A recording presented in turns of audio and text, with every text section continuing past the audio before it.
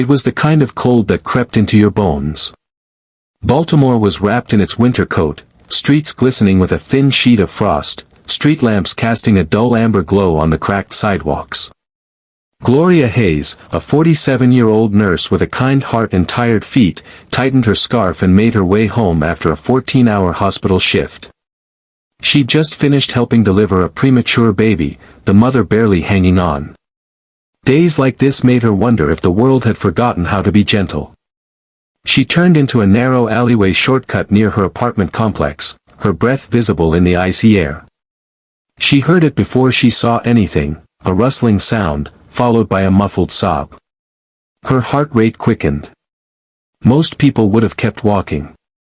But Gloria had always believed in pausing for people, in noticing the invisible. She squinted into the shadows behind an overflowing dumpster.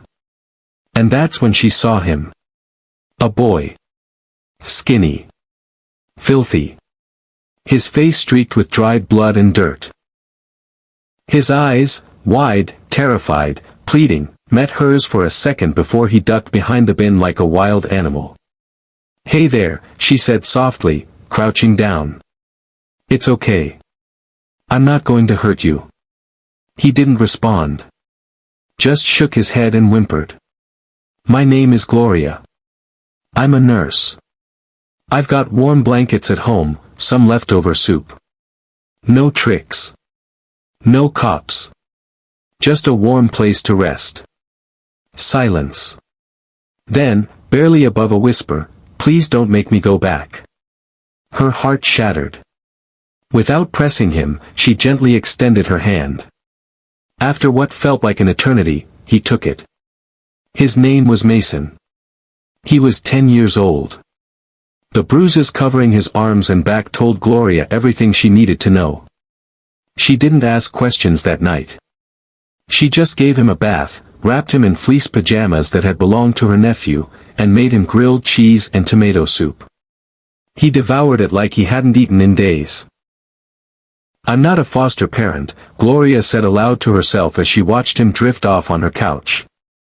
"But Lord, if this child needs me, I'm here."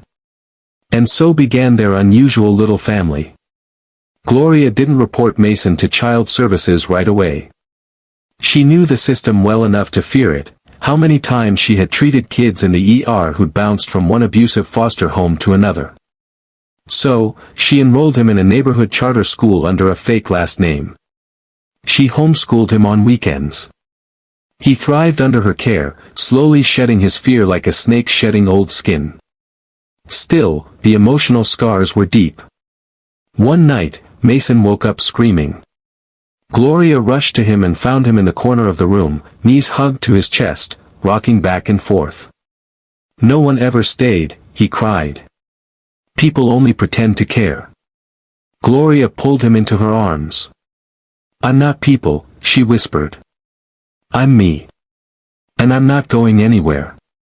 That night, he slept in her arms until dawn. 2 years passed. Gloria's modest apartment was filled with life. Mason was 12 now, still quiet, still cautious, but kinder than any child she'd known. He loved helping at the hospital's charity events, reading medical books, and baking brownies that always came out too dry. They were a team. But nothing good stays simple forever. One day, Gloria came home to find Mason gone.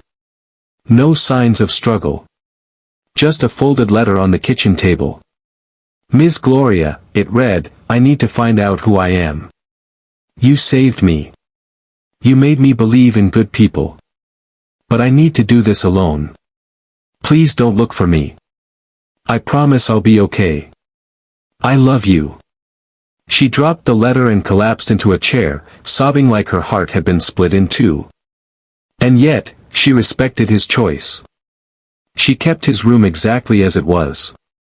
15 years passed. Gloria was older now. A few more gray hairs. A bad knee. But still working part-time at the hospital, still walking the same shortcut every evening, still waiting. For something she couldn't name. Until one Tuesday afternoon, there was a knock at her door. 3 gentle taps. She opened it to find a tall man in his late 20s, with caramel skin, a confident posture, and eyes she would have known anywhere. "Mason?" she gasped, her voice catching. He nodded. "It's me, Mama G." Her knees buckled. He caught her before she fell. They hugged for what felt like hours. When she finally stepped back, she noticed something strange. 2 black SUVs were parked down the street. And behind Mason stood a woman in a dark suit, flanked by men in uniforms. "What on earth?" Gloria started. "Mama G," Mason said, smiling through tears, "I have a story to tell you." He told her everything. He had been placed in a government shelter shortly after leaving her, determined to forge a better life. He changed his name legally, studied hard, joined the army at 18, then later trained as a federal investigator. He had worked undercover for the last 5 years, helping dismantle trafficking and abuse networks across the country.